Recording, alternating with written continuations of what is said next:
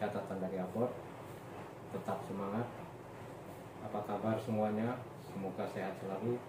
Kali ini saya akan berbagi pengalaman bagaimana caranya kita melawan kejenuhan saat berlari 10 km atau long run untuk bagi pemula. Karena untuk melakukan itu saya yakin butuh upaya yang keras, butuh kesabaran untuk melawan hal-hal yang memang sangat memberatkan ketika kita melakukan lari di 10 km. Namun untuk saling mendukung dan menginspirasi dari lari, mohon bantuan subscribe, like, dan share di channel YouTube Catatan Lari Abor. Oke, saya akan membahas, ini adalah dari pengalaman saya. Jadi yang pertama, untuk melawan kejenuhan saat berlari 10 km atau long run, ada beberapa tips yang saya lakukan.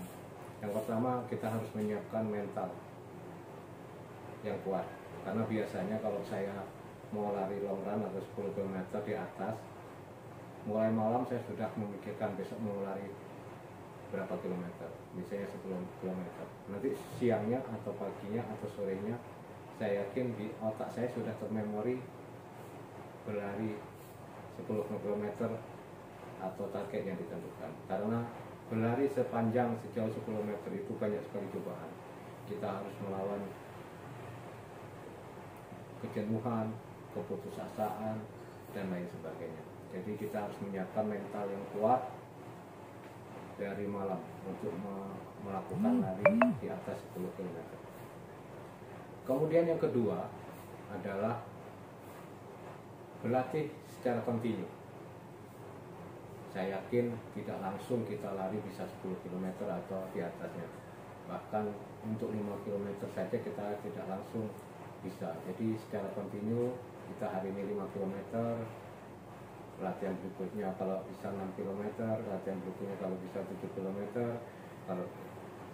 Jadi setiap kita latihan ada peningkatan. Jadi untuk melakukan long run itu harus latihan kontinu. Jadi kalau kita sudah terbiasa, saya yakin kita berlari di atas 10 km itu sudah terbiasa. Jadi seperti sekarang ini, saya minimal 5 km minimal, dan 10 km kalau saya berlari 30 menit sampai 40 menit 5 km. Kalau saya berlari 1 jam 10 menit itu berlari 10 km. Kemudian yang ketiga adalah memilih suasana yang tepat. Jadi ini sangat berpengaruh. Karena apa? Berkaitan dengan lokasi lari, berkaitan dengan suasana lari, berkaitan dengan kapan kita lari. Ini harus kita pilih yang tepat, karena ini menentukan. Jadi beda kita lari di jalan raya, di taman, di tempat olahraga, atau lari pagi, lari siang, lari sore, itu akan beda. Bahkan kita lari malam. Jadi suasana juga menentukan. Biasanya kalau kita lari di tempat itu saja, kita akan bosan. Jadi kalau bisa kita menikmati lari di suasana yang berbeda. Karena apa? Kita lari di jalan raya itu fantasinya luar biasa, berbeda dengan lari di tempat di taman atau di tempat olahraga. Karena apa? Tantangannya berbeda-beda. Jadi kita bisa memilih suasana dan lokasi yang bisa membuat lari 10 km kita tidak menjenuhkan atau membosankan atau membuat kita putus asa untuk menyelesaikan lari 10 km atau lompat. Kemudian yang berikutnya adalah teman berlari.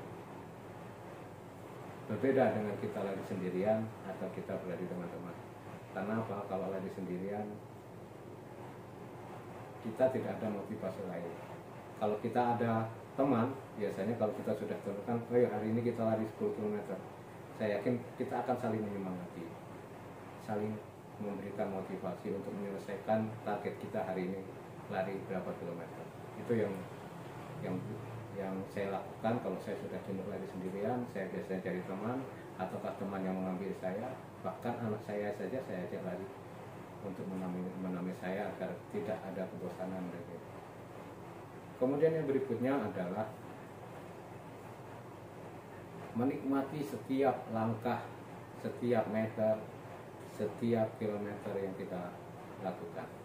Jadi kita menikmati, kita setiap melangkah dapat 1 meter, 2 langkah, 3 langkah bisa 3 meter, kemudian per detiknya kita nikmati. Jadi menikmati lari, kita belajar untuk menikmati lari, sehingga lari itu tidak membuat kita tersiksa, tidak nyaman.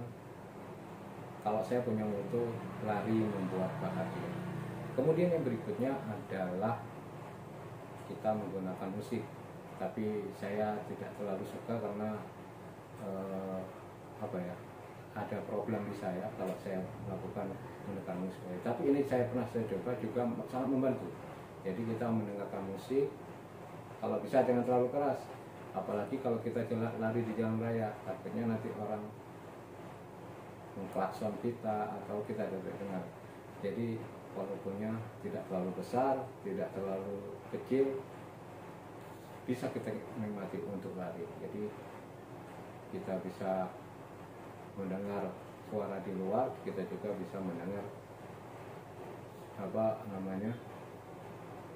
musik yang kita setel saat kita melakukan lari. Kemudian yang berikutnya adalah memberikan apresiasi lari.